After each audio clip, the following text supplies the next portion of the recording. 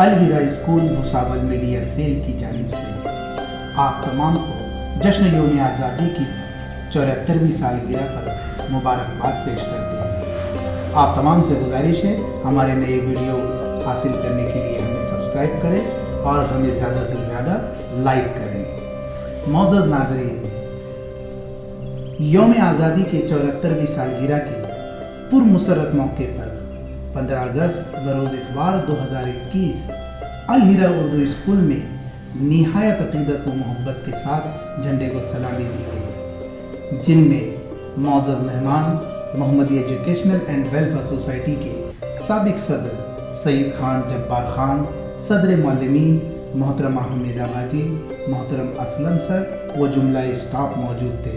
Society की जानिब से तमाम सदर अराकीन ने अपनी जानिब से सभी को मुबारकबाद पेश की। नाजरीन, इसी तरह अल हिरा उर्दू स्कूल की तमाम जुमला स्टाफ की जानिब से आप तमाम को जश्न यौम आज़ादी की मुबारकबाद।